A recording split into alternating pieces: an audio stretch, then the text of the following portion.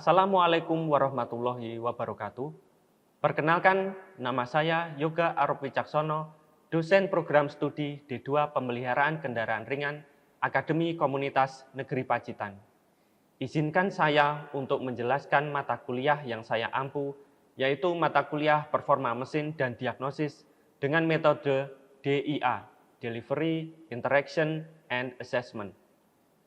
Video ini dibuat bertujuan untuk memenuhi salah satu persyaratan sertifikasi dosen tahun 2025, yaitu pernyataan diri dosen untuk unjuk kerja Tridharma Perguruan Tinggi atau PDD UKT-PT, khususnya di aspek pengajaran. Mata kuliah Performa Mesin dan Diagnosis ini memiliki bobot 1 SKS teori selama 1 semester. Bahasa pengantar yang digunakan adalah bahasa Indonesia. Mata kuliah Performa Mesin dan Diagnosis bertujuan untuk memberi pemahaman mendalam kepada mahasiswa tentang teori, cara kerja, dan konstruksi mesin pembakaran dalam optimasi performa mesin kendaraan ringan, pengujian performa mesin, dan penggunaan peralatan diagnosa sistem kontrol pada mesin kendaraan modern. Capaian pembelajaran lulusan atau CPL program studi D2 Pemeliharaan Kendaraan Ringan yang dibebankan pada mata kuliah ini adalah sebagai berikut. Menunjukkan sikap bertanggung jawab atas pekerjaan di bidang keahliannya secara mandiri, mampu menunjukkan kinerja bermutu dan terukur dari hasil kerja yang seluruhnya merupakan hasil kerja sendiri tanpa pengawasan, mampu menyusun laporan tertulis dalam lingkup terbatas, mampu bekerja sama, berkomunikasi, mengambil inisiatif yang diperlukan dalam konteks pelaksanaan pekerjaannya, mampu bertanggung jawab pada pekerjaan sendiri, dan dapat diberi tanggung jawab atas mutu dan kuantitas hasil kerja orang lain, mampu memahami prinsip kerja mesin pembakaran dalam, pengukuran performa dan optimalisasi sistem pada mesin pembakaran dalam, serta mampu mengoperasikan peralatan diagnostik secara profesional dan bertanggung jawab. Untuk capaian pembelajaran mata kuliah atau CPMK pada akhir perkuliahan ini adalah mahasiswa mampu memahami dan menganalisis cara kerja, konstruksi, pengukuran performa mesin, pembakaran dalam, termasuk optimasi sistem intake, exhaust, serta melakukan diagnosis performa mesin secara mandiri, bermutu, dan terukur, dan membuat laporan dengan sikap bertanggung jawab. Referensi yang digunakan pada mata kuliah performa mesin dan diagnosis ini antara lain Automobile, Mechanical and Electrical System, Advanced Automotive Fault Diagnosis, Gasoline Engine Management System and Components, Diesel Engine Management System and Components, dan beberapa referensi yang relevan yang lain. Pembelajaran mata kuliah performa mesin dan diagnosis dilaksanakan dengan menggunakan metode pembelajaran kolaboratif, diskusi kelompok, dan studi kasus. Metode tersebut dipilih dengan tujuan untuk membangun kemampuan teknis, pemecahan masalah, komunikasi, dan tanggung jawab bersama.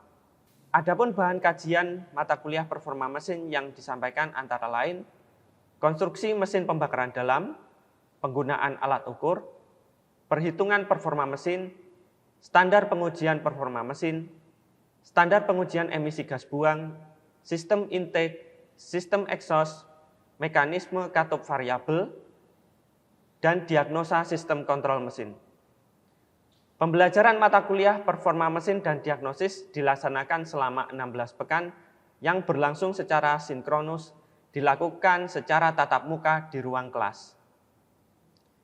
Evaluasi hasil pembelajaran diperoleh dari kuis, penugasan mandiri, dan diskusi kelompok. Adapun rubrik penilaian yang digunakan antara lain rubrik penilaian kuis, rubrik penilaian tugas mandiri, rubrik penilaian diskusi kelompok. Pembobotan evaluasi hasil pembelajaran, yang pertama kehadiran 10%, kuis 10%, tugas mandiri dan diskusi kelompok 10%, UTS 30%, UAS 40%. Demikian informasi yang saya sampaikan mengenai mata kuliah performa mesin dan diagnosis untuk mahasiswa program studi D2 Pemeliharaan Kendaraan Ringan Akademi Komunitas Negeri Pacitan. Berikutnya adalah cuplikan video pembelajaran di ruang kelas.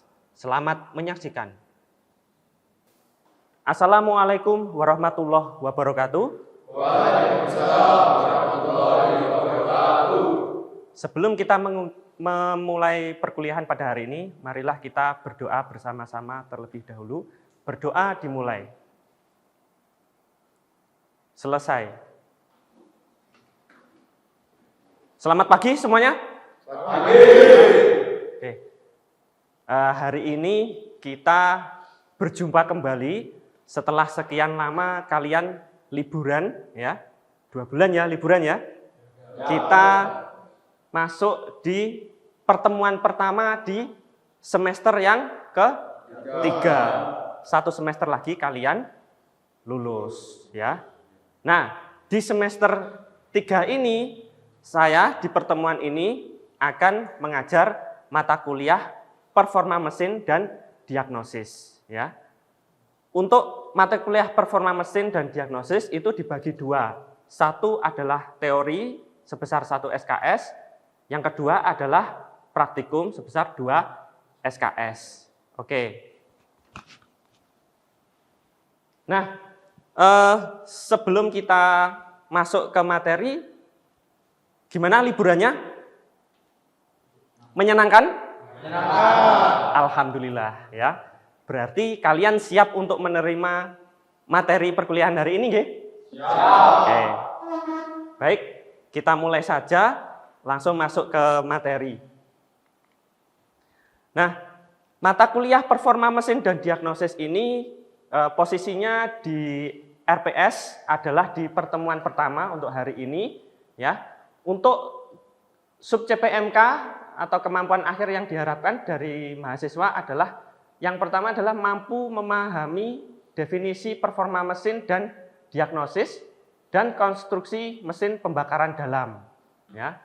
Adapun materi pokoknya yang pertama adalah definisi performa mesin dan diagnosis, kemudian konstruksi mesin pembakaran dalam, kemudian fungsi dari komponen mesin pembakaran dalam. Nah, kalian bisa melihat RPS-nya di drive yang sudah saya bagikan, ya. Untuk daftar referensi pembelajarannya ada 4, ya. Ini sudah ada di drive semua sekaligus modul dan RPS-nya, ya. Adapun tujuan pembelajaran dari pertemuan ini, yang pertama adalah mahasiswa mampu memahami definisi performa mesin dan diagnosis. Yang kedua adalah mahasiswa mampu memahami fungsi dan nama komponen mesin pembakaran dalam. Yang ketiga, mahasiswa mampu melaksanakan diskusi dan bereksplorasi mengenai penjelasan detail dari masing-masing fungsi komponen mesin pembakaran dalam. Ya. Oke, selanjutnya kita akan melihat beberapa tayangan video mengenai beberapa trouble pada komponen mesin.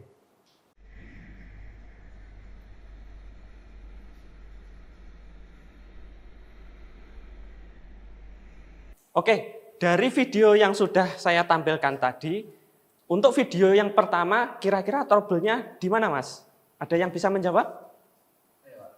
Oke, Mas Halim, silahkan. Untuk dari piston. Oh, suara dari piston. Oke, untuk video yang kedua, ya, kira-kira trouble-nya atau suaranya muncul dari arah mana? Siapa yang mau tunjuk tangan? Saya, Pak. Oke, Dika?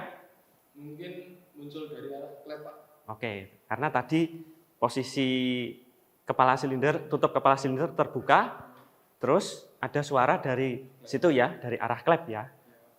Oke, nah dari tayangan video dan pendapat dari kalian itu menandakan bahwa mesin semakin dia lama digunakan, otomatis dia juga akan mengalami kerusakan. Nah, kerusakan tersebut apabila dibiarkan akan mengakibatkan performa mesinnya turun.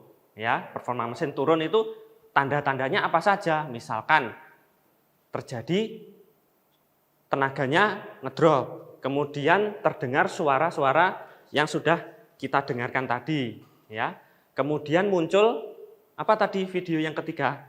Asap ya, asap dari arah mesin. Nah, itu adalah tanda-tanda dari performa mesin yang sudah menurun, ya.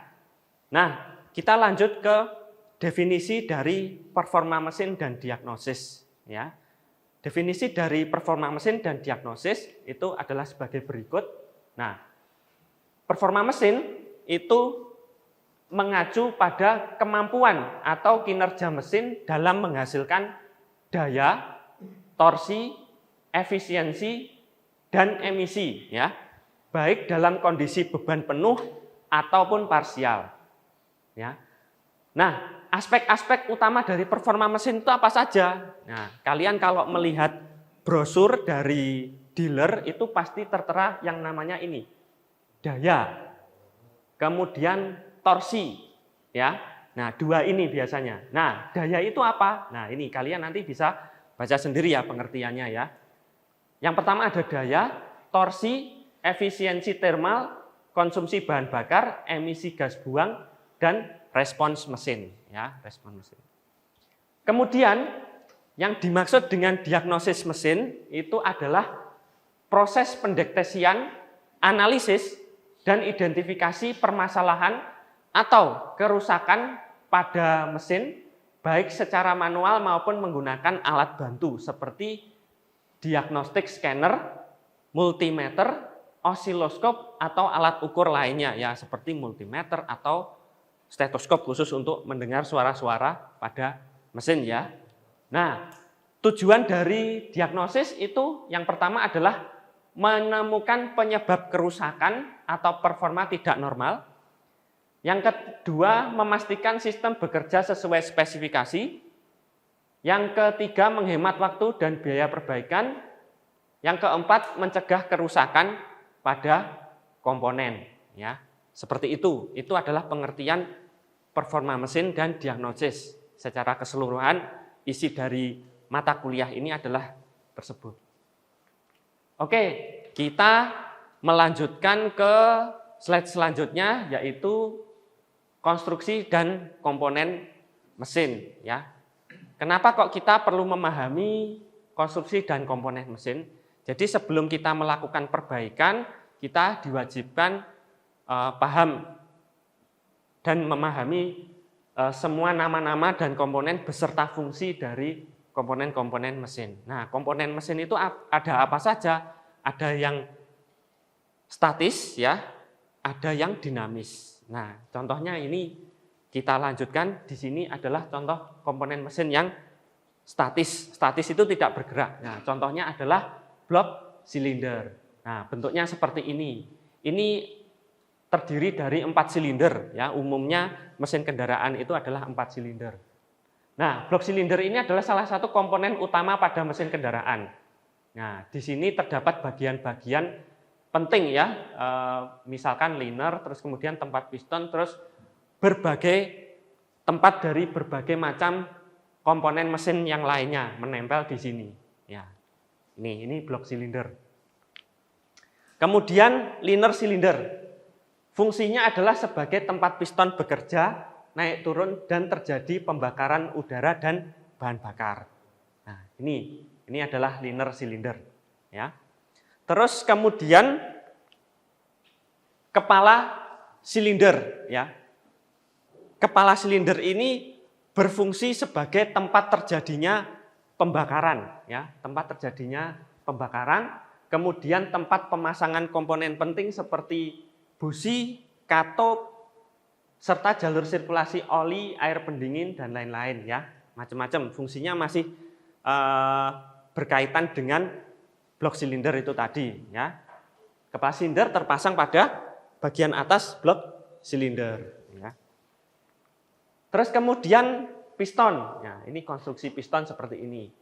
Fungsinya adalah untuk mengubah energi panas dari pembakaran bahan bakar dan udara menjadi energi mekanik. Ya, ini piston.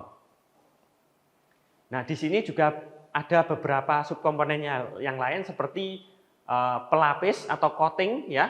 terus kemudian ada ring piston dan lain-lain ya, ada beberapa komponen ya. Terus kemudian connecting rod atau batang torak ya, atau bahasa bengkelnya stang piston, fungsinya adalah untuk menghubungkan piston dengan crankshaft atau poros engkol ya. Di sini tempat piston tadi, di sini adalah tempat poros engkol ya. Nah, ini terus kemudian selanjutnya adalah poros engkol. Poros engkol ini atau crankshaft berfungsi untuk mengubah gerakan naik turun piston menjadi gerakan rotasi ya. Jadi gerak naik turun piston itu kalau dia diubah oleh poros engkol ini ya. Tugasnya poros engkol ini adalah mengubah gerakan naik turun menjadi gerakan rotasi sehingga bisa memutar transmisi dan diteruskan ke roda kendaraan ya. Di sini terjadi proses konversi gerak itu. Terus kemudian ada komponen roda gila atau flywheel ya, bentuknya seperti ini ya. Roda gila ini berfungsi untuk menjaga kestabilan putaran mesin. Terus kemudian tempat pemasangan kopling dan meneruskan gerakan putar motor starter. Nah, tempat koplingnya ada di sini ya. Nempel di sini, terus kemudian di sini ada gear untuk motor starter. Ya. Selanjutnya adalah poros knob atau camshaft. Ya. Fungsinya adalah untuk mengatur waktu pembukaan dan penutupan katup sesuai siklus pembakaran mesin. Nah, konstruksinya seperti ini. Ya. Noken ya, kalau kalian sering bicara itu. Kemudian katup ya atau valve. Katup berfungsi untuk mengatur aliran masuk dan keluar campuran udara dan bahan bakar serta gas buang pada ruang mesin ya. Umumnya ada katup hisap dan katup buang ya, ada dua jenis. Kemudian timing chain. Timing chain ini atau rantai kamprat fungsinya adalah untuk menghubungkan poros engkol dengan poros knob. Ya, konstruksinya seperti ini ya. Tujuannya untuk menjaga sinkronisasi antara gerakan piston dengan pembukaan dan penutupan klep atau katup. Selanjutnya oil pan. Ini oil pan atau bak oli adalah komponen yang berfungsi sebagai penampung oli mesin. Ya. Selain itu, oil pan juga berperan dalam penyaringan oli, saluran pembuangan, dan menjaga sirkulasi oli tetap lancar. Selanjutnya adalah komponen intake manifold. Nah, intake manifold ini fungsinya adalah untuk menyalurkan udara bersih dari saringan udara menuju ruang bakar mesin. Selain itu, ini adalah juga tempat dari throttle body, berbagai sensor, ya, berbagai sensor-sensor seperti MAP, terus kemudian IAT, ya, tempatnya di sini, ya. Terus kemudian juga fungsinya untuk menciptakan turbulensi campuran udara dan bahan bakar yang lebih homogen dan bertugas mendistribusikan ke masing-masing silinder. Ya. Kemudian exhaust manifold. Exhaust manifold berfungsi sebagai saluran pembuangan, ya. Saluran pembuangan gas buang menuju knalpot. Nah, konstruksinya seperti ini. Oke, selanjutnya sebelum kita melaksanakan kuis, saya akan membuka 2 pertanyaan untuk membahas apa yang sudah saya sampaikan tadi. Ada pertanyaan? Saya, Pak. Oke, Pras? Izin bertanya, fungsi exhaust manifold apa hanya untuk membuang gas buang saja, Pak? Oke, fungsi dari exhaust manifold. Ya, fungsi dari exhaust manifold apakah hanya berfungsi sebagai saluran pembuangan gas buang saja, Pak? Sebenarnya untuk mesin-mesin yang sudah modern, ya, mesin-mesin yang sudah modern, tugasnya tidak hanya membuang saja.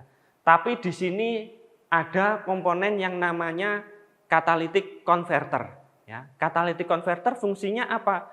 Dia adalah fungsinya adalah untuk mengurangi emisi gas buang, ya, mengubah gas berbahaya seperti CO, HC, dan NOx menjadi gas yang lebih ramah lingkungan. Jadi kandungan gas buangnya diturunkan. Jadi fungsinya juga ganda, tidak hanya membuang gas buang saja, tapi juga mengurangi emisi gas buang. Lewat apa? Lewat komponen tambahan seperti catalytic converter. Paham apa yang saya maksud? Oke, terima kasih. Baik, selanjutnya setelah kita laksanakan diskusi, kita akan melaksanakan kuis. Silahkan kalian masuk ke alamat website joinmyquiz.com, kemudian memasukkan kode ini, 148932. Oke, kuis sudah selesai. Berikut ini adalah hasil dari penilaian atau kuis yang sudah kalian lakukan. Di urutan pertama ada Bayu Prasetyo. Tepuk tangan untuk Bayu Prasetyo. Kemudian ranking 2 ada Muhammad Khairuniam ya. Oke, tepuk tangan. Kemudian di urutan ketiga ada Hafiz Rimba. Tepuk tangan.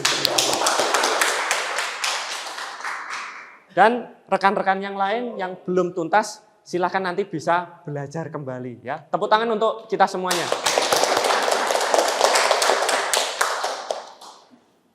Selanjutnya, setelah kita melaksanakan kuis, kita akan melaksanakan diskusi kelompok. Silahkan kalian membentuk kelompok, anggotanya adalah 4-5 orang.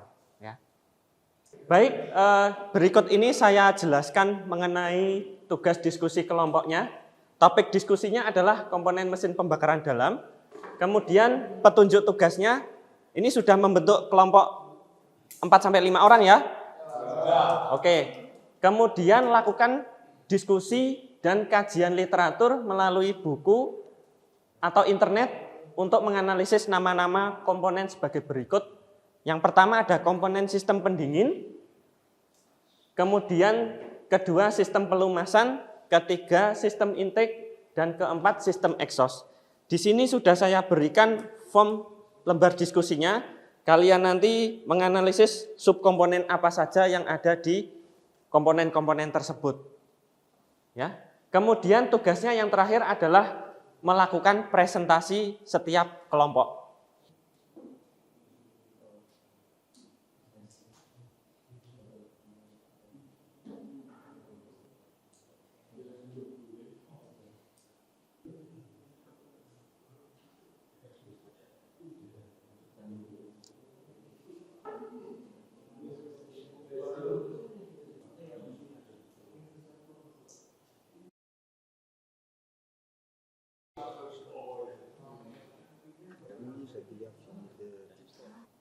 Oke, baik, diskusi sudah selesai ya? Semua sudah selesai? Sudah. Kalau sudah selesai, silahkan mungkin dari kelompoknya Mas Halim untuk presentasi ke depan. Monggo, silahkan. Assalamualaikum warahmatullahi wabarakatuh. Waalaikumsalam warahmatullahi wabarakatuh. Kami dari kelompok 1 akan mempresentasikan sistem pendingin radiator. Radiator membuang panas dari cairan pendingin. Fungsinya water pump berfungsi mengalirkan cairan pendingin ke seluruh sistem. Ketiga, termostat mengatur aliran coolant berdasarkan suhu. Keempat, radiator fan membantu pendinginan saat aliran udara kurang. 5, selang radiator, upper dan cover hose jalur aliran coolant dari mesin.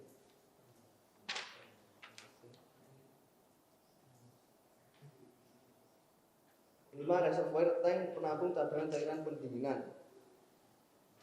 Sudah? Yang ditanyakan soal sistem pendinginan. Silahkan. Mau izin bertanya, Pak? Oke, silahkan ke kelompok 1. Oke, jadi gini, yang teman-teman tadi sampaikan kan tentang sistem pendingin. Di sistem pendingin kan ada beberapa komponen yaitu radiator, water pump, termostat, radiator fan. Yang saya tanyakan yaitu apa yang terjadi bila sistem pendingin bekerja tanpa radiator fan? Mohon dijawab. Terima kasih. Oke, Mas Adira, dijawab oleh Bayu.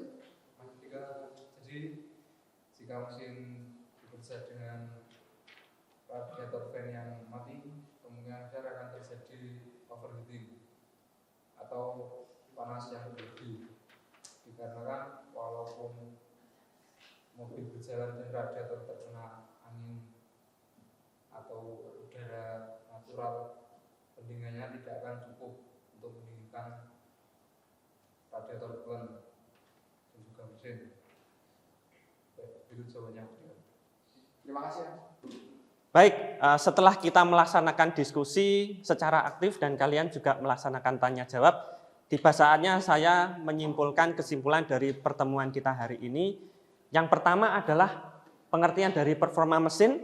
Performa mesin adalah ukuran kemampuan mesin dalam menghasilkan daya, torsi, efisiensi, dan emisi secara optimal.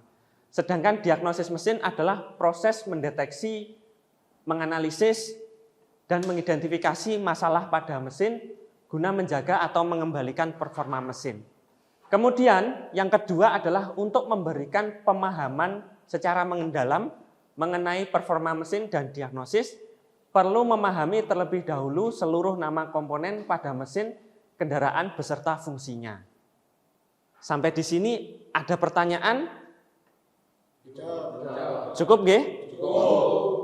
Bila tidak ada pertanyaan, saya tutup dulu perkuliahan pada hari ini. Kita lanjutkan di pertemuan di minggu kedua di minggu depan. Oke, sebelum saya tutup, ada baiknya kita berdoa terlebih dahulu. Berdoa dimulai. Selesai. Terima kasih, perkuliahan saya tutup. Wassalamualaikum warahmatullahi wabarakatuh.